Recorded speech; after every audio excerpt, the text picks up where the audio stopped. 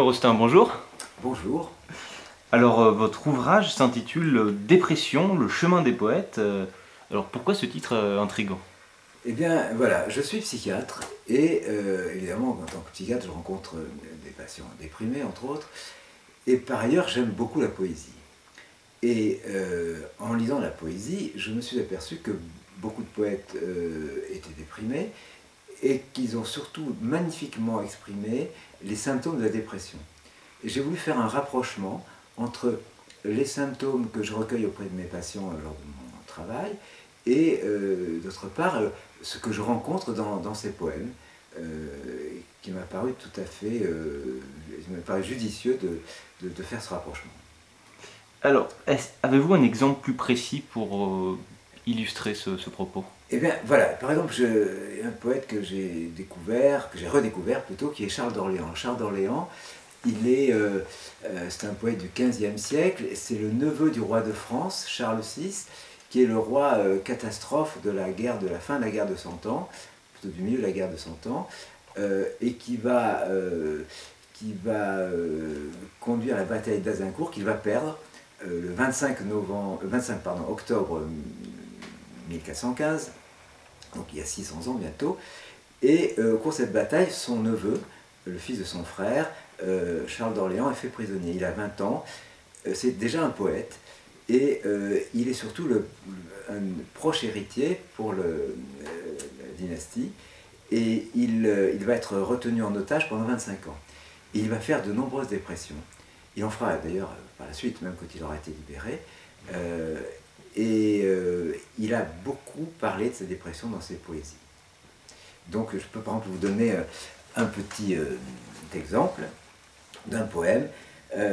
As-tu ce jour ma mort jurée, souci? Je te prie, tiens-toi quoi, car à tort ma douleur par toi est trop souvent renouvelée.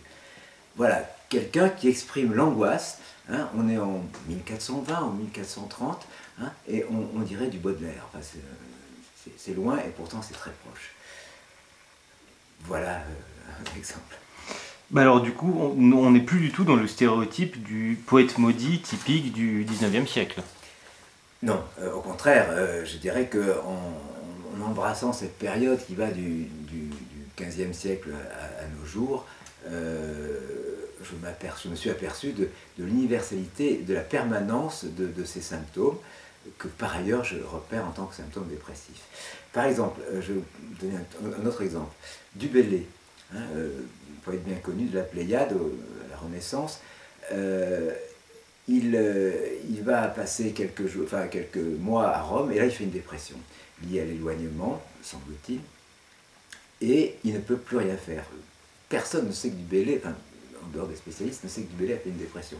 Et il exprime extraordinairement l'incapacité d'agir qui caractérise les dépressions. Par exemple, je vais vous lire quelques vers.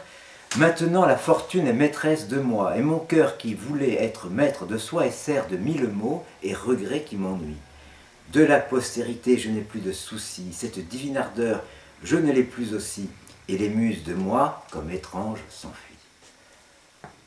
Vous êtes psychiatre, pourquoi collecter ces poèmes évocateurs des symptômes dépressifs? Eh ben, c'est un petit peu ce que je vous disais au début, hein, rassembler ces poèmes d'abord essentiellement parce qu'ils sont beaux, parce que c'est la beauté moi qui m'intéresse entre autres, et puis je me suis dit que peut-être pour mes patients, quand ils allaient un peu mieux, pas au plus profond de la dépression, mais quand ils allaient un petit peu mieux, peut-être que la lecture de ces poèmes, l'émotion liée à la beauté, liée à ces sentiments parfaitement exprimés par ces poètes, leur ferait du bien, car vous savez que dans la dépression, l'une des difficultés, c'est que les gens souvent n'arrivent pas à exprimer leur souffrance, et surtout elle est incomprise des autres.